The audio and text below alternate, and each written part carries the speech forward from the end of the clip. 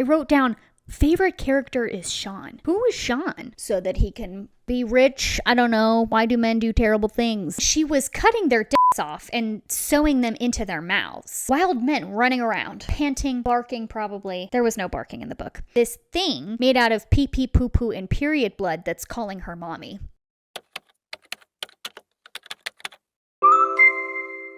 Hello, welcome to my channel. My name is Laura, and on this channel I like to talk about home stuff and book stuff.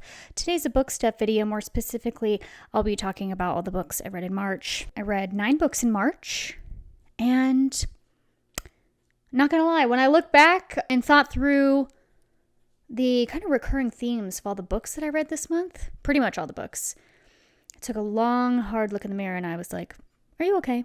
What's going on? What's going on? I read 9 books this month, 6 of which were romances. Asterisks, we'll get to that in a second. And then the other 2 asterisks were horror novels. So let's jump right in. The first book I read was Sign Here by Claudia Lux. This is her debut novel. And it's about this guy who works in hell. He died a long time ago, been dead, and he works in hell. And in this version of hell, there are several levels. And he works on the level of hell that's like, if you're having a bad day, if you're being inconvenienced by mildly infuriating things, you might be thinking to yourself like, oh, this is my hell. That describes the level of hell he works on. Like, your pen doesn't work. You got to try 4 other pens after the first one to get it to work, or to get one that works. Your beer is flat and maybe lukewarm. Like that kind of vibe. It kind of reminded me of the show The Good Place a little bit. So we're following this guy. He's trying to get a promotion. In order to secure the promotion, he has to get another person in this wealthy family to sign over their soul to hell. So that's what he and his colleagues do. They travel to Earth, and they're usually called by people, humans on Earth that are alive, who are desperate and are willing to sell their souls to get whatever they want. And it could be as serious as saving a loved one's life. It could be as minor as like a kid trying to get into college, stuff like that. So again, premise is really, really cool. I rated this, I want to say a 3.5. I thought it was really great for a debut novel. Like, what the hell do I know about? What do I know about writing books? That being said, it seemed pretty good for a first book. I don't know. As a layman, it was pretty good. We're following 2 different groups. We're following Peyote, who is one of our main characters. And then we're following the various members of this family, the Harrison family. And so clearly they're going to overlap at some point in the book, but pretty much throughout the entire book, I was like, okay, when are we gonna, like, when are things going to happen? I was just waiting for things to happen pretty much the entire book. So I felt like the pacing was kind of weird. It felt a little bit rushed at the end once they finally did cross paths. There was a really interesting twist in it that I did not see coming. I wrote down, favorite character is Sean. Who was Sean? Oh, he was the brother. Okay. Yeah, so I said in my notes, doesn't really start picking up or clicking into place until the final 20-ish%. So it's a extremely slow burn, if that makes sense. Burn. Hell. You get it. I felt like it could have been 100 pages shorter, and the storylines felt a little disjointed at times. I'll definitely be reading other stuff that she comes out with because, like I said, writing is really good. I feel like my criticisms are things that just need to be fine-tuned over time, right? Like I said, what do I know about writing a freaking book? Next, I read Love Contract by Sophie Lark, which I think is her first kind of fluffier romance novel. Correct me if I'm wrong. I'm still working my way through her backlist. I'm pretty sure the rest of her books are dark romances or have darker themes. And this is her latest release. It came out last month. This was a little bit disappointing for me. I'm not going to lie. I read a few of Sophie's books at the beginning of the year. Loved all of them. Like, I've loved everything I've read by her so far. I think I rated this 3.5 also, just because I felt like it was missing that Sophie Lark flair that her other books have had. I don't know. So Love Contract is about our main characters, Theo and Sullivan. They went to high school together, and Theo is a personal assistant to a tech billionaire, I'm pretty sure, and she has dreams of becoming a chef. Sullivan is in the real estate business, and he basically blackmails Theo into helping him secure this deal with her boss so that he can be rich. I don't know. Why do men do terrible things? So they enter into this arrangement where they fake date so that he can get in the good graces of her boss so that he can hopefully make this deal. Now, the way this was described, I thought the blackmail piece was going to be way more important. It kind of fizzles out pretty early on. They fake date. Wow, who would have thought? Fake dating leads to real feelings. I'm so surprised every time. I eat them up though. I read the description, I go, fake dating? So yeah, like I said, it was kind of missing that Sophie Lark flair. It still had a pretty good amount of backstory building for each of the characters where I feel like Sophie really excels in that area. I still just feel like her characters and other stories have like a grittiness to them that I really enjoy. And due to the nature of this being like a fluffy rom-com, naturally that's not really going to be there. If it is, it's not that kind of book, right? So maybe I just should have adjusted my expectations. Anyway, I still really enjoyed it. I would say maybe like 3.75 instead of a 3.5. I had a good time. Next, I read the Mindfuck series, which is 5 novellas.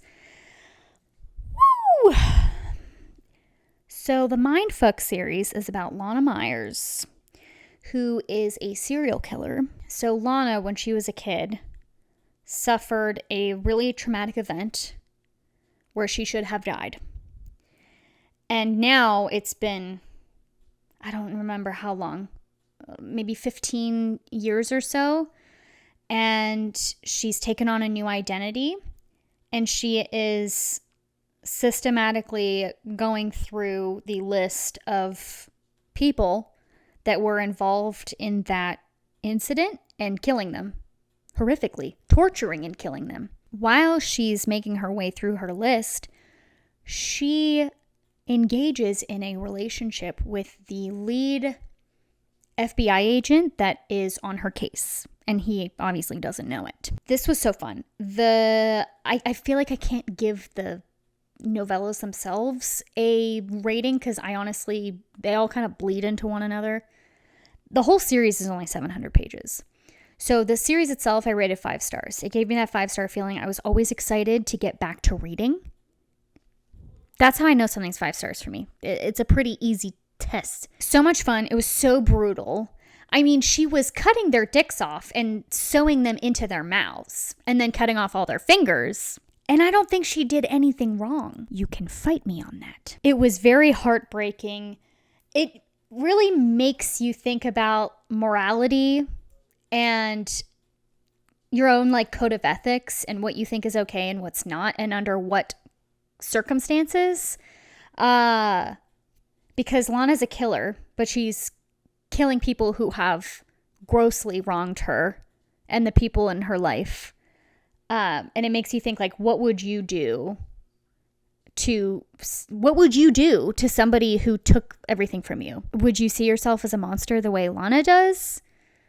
I don't know. It's really interesting. I had a great time. I think everybody should read it. If you like romance and you like thrillery kind of revenge stories, oh, it was so fun. It was so fun. It'll definitely be a reread. I skipped this next book. I read it earlier on in the month. Cursed Bunny.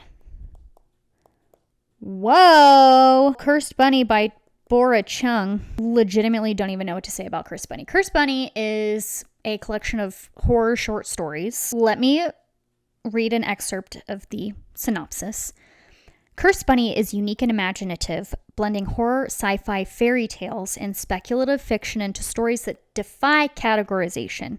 I think which is why I'm having such a hard time organizing my thoughts about Curse Bunny. By turns thought-provoking and stomach-churning, here monsters take the shapes of furry woodland creatures, and danger lurks in unexpected corners of everyday apartment buildings. But in this unforgettable collection, Chung's absurd, haunting universe could be our own. So it's just this series of stories that have different allegories and allusions to things that we experience to a less horrific and grotesque degree in our everyday lives. They're just made more dramatic and theatrical by Chung's writing. I mean, the first story is about this woman who is haunted by a creature, this thing made out of pee-pee, poo-poo, and period blood that's calling her mommy. Huh? I'm not afraid to admit when I read certain books, I feel like I have a little pea brain. That's why we read, right? To expand our mind. So anyway, I think I rated this 4 stars. This was cool. I have Your Utopia on my TBR for this year, and I'm going to read that soon too. It's another novella by Bora Chung. So check this one out. It was fun. The last book I read in March was Manhunt by Gretchen Felker Martin. I have such mixed feelings about this book. Manhunt is about a post-apocalyptic world where there is a virus that has ravaged the cis male population of Earth. Every cis man got it. If you had a certain level of testosterone in your body, you got this disease that made you a feral monster. And the way Gretchen describes how disgusting these creatures are was so fun. They were just gross. They would have like boils. Their skin would be falling off. They would have like pus flying out of different holes. It was just so disgusting. And I love disgusting shit. So that was so much fun. So anyway, setting the scene. That's where we're at. Wild men running around, panting, barking probably. There was no barking in the book.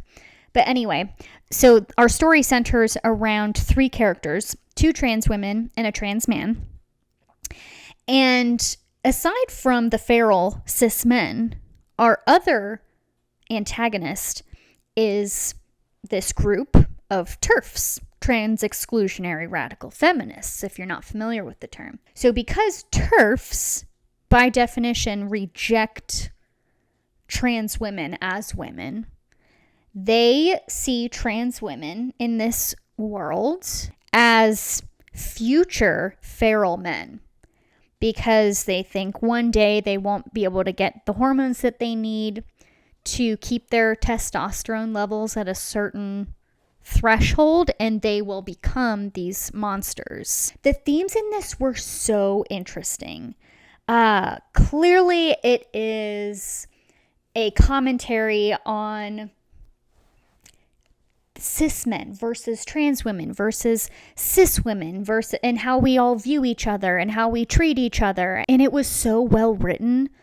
I think this is Gretchen's debut novel. I am not 100% sure. She has another book coming out that I've put on my TBR. I think it's called Cuckoo. My criticisms, I want to say, are partially like reader error. I got very confused following all of the characters that we had in the book.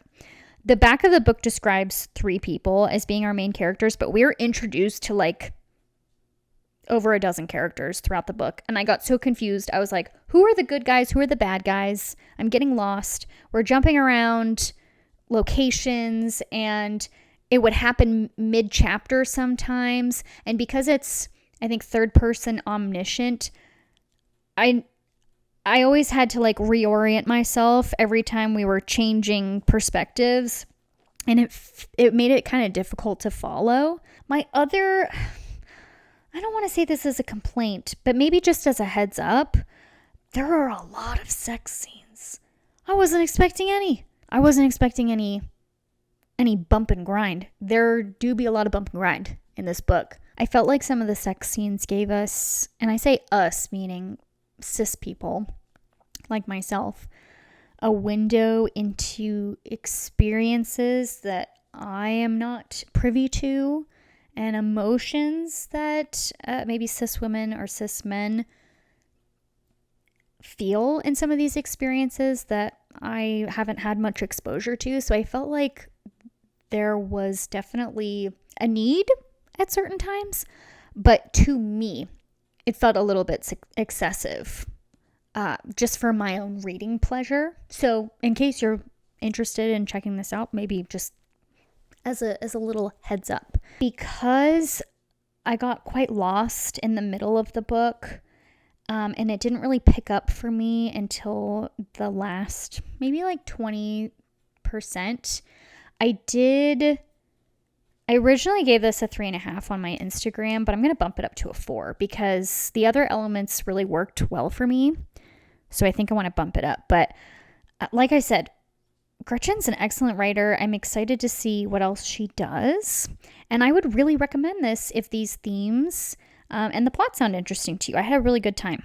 All right, folks, those are all the books that I read last month. Like I said, looking back on some of those themes, there was a common thread throughout this month. It was not intentional. All these books just sounded really interesting. If you enjoyed this video, I would love it if you dropped a like, or if any of these books sounded really interesting to you, or if you've read some of these books, I'd love to hear your thoughts down below. I hope you have a great day wherever you are in the world, and I hope you come back soon. Bye.